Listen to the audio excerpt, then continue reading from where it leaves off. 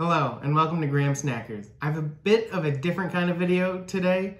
I don't have like some new chip or fast food.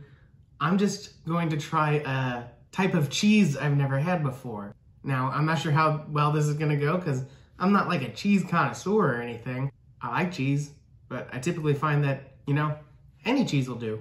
However, I have always wanted to try Wensleydale cheese. Now, I want to know who's watching that knows why I want to try Wensleydale before I say it, and kind of who's just scratching their heads. But Wensleydale is a type of cheese that is often referenced in the Wallace and Gromit shorts and the movie, which I just rewatched all of those recently. They're great. They're some fantastic works of animation, and I recommend them to everybody. The main character, Wallace, references Wensleydale a number of times, and while I was watching, I was like, is that even a real cheese? Or what's the deal? So I brought this up to my roommate, Steven, who went out of his way to find me some Wensleydale cheese. So huge shout out and thank you to Steven. Unfortunately, we couldn't get just like a normal Wensleydale. These are all kind of special. So I've got strawberry and Prosecco Wensleydale. This is a cranberry Wensleydale. And then this one's pumpkin spice. Now, I typically like pumpkin spice. I'm a little wary of it being on cheese, but it could be pretty good.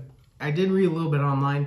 Apparently Wensleydale is to be paired with buttered toast. So I made little pieces of toast with, now it might look like a lot of butter, but these are literally like the thinnest little slices of butter that I could have possibly cut. So I am interested to see how well the buttered toast specifically pairs with the Wensleydale. So I am going to compare it to just eating the Wensleydale on some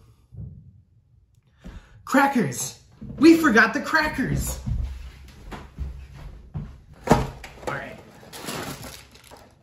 So I'm gonna just try some on some crackers. I'm gonna start off with the strawberry Prosecco. Now I don't even, I know Prosecco is like a kind of wine, but I don't drink wine. So I'm interested to see if that flavor comes through to me or if it'll just be a cheesy strawberry. Well, first bite, I quite liked it. Now, the best cheese I ever had was a cheese that had fruit mixed in with it. So I was ready for that. I was excited for like a strawberry. And again, I'm no cheese expert, but like Wensleydale does have a very familiar flavor to me. It's kind of like a crumbly texture. I think I know that crumbly cheese is a thing too. I can't quite place which cheese I've had that is similar. I do think I get the wine in the aftertaste, but definitely the strawberry right up front. That's really good. I like it. And the cranberry, you can definitely see like the cranberry more in there. Like strawberry, I think is more kind of like finer, like ground into the cheese. I don't know how cheese is made. Is that the right term? Whatever. There's giant chunks of cranberry in here. So let's see how this one plays out.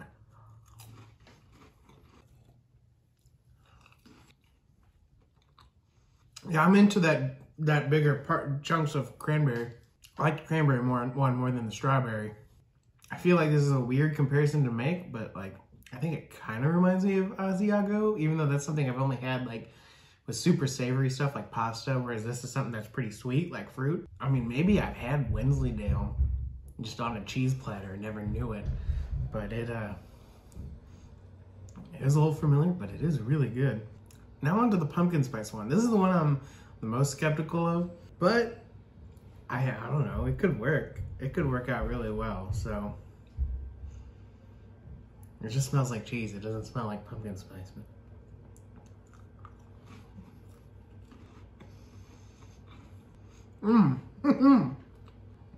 I would say this is the one that has like the weakest cheese flavor. Like I've got hit by a lot of pumpkin spice right there. Honestly, it is good. It's better than I thought it would be. Pumpkin spice works pretty well. I probably like the other two more. And it is something I could see myself not being able to eat a whole lot of. But to get like a couple bites of that pumpkin spice cheese is a nice little treat. So now I've had it with the crackers, which in my defense is how Wallace ate all his cheese. So I don't feel bad about trying it with the crackers over the buttered toast first. And I would like to throw out that I do not own a toaster. This is actually air fried bread. And so it's basically just toast. Now, obviously, this could vary from bread to bread. So far, I think I just like it better on a cracker.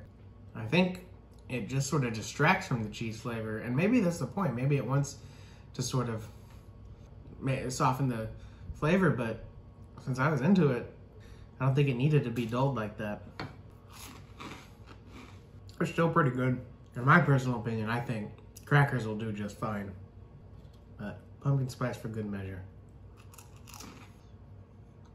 Pumpkin spice was one that paired with the butter toast the best, I think. But that did have a stronger flavor that maybe that one needed to be dulled. Again, this was just kind of a different type of video. I've just always wondered about Wensleydale cheese, and now I'm glad that I've tried it. I would be inclined to buy more Wensleydale cheese if I had a gathering or something. I needed a cheese for a cheese board, which is something I've never done, but you know, maybe future Graham is a lot cooler and wants to impress people with some good cheeses.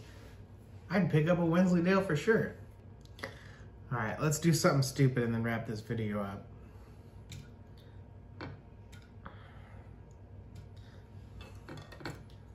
Let's try all the cheeses with the toast and the cracker.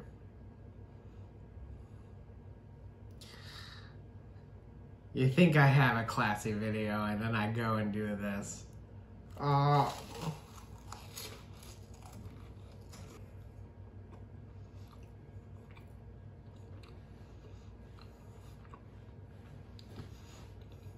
right, well, that was unnecessary. Wensleydale's good. Wallace and Gromit is great. Wallace and Gromit in the wrong trousers has maybe the best chase scene in cinema history, so check it out and have a good one.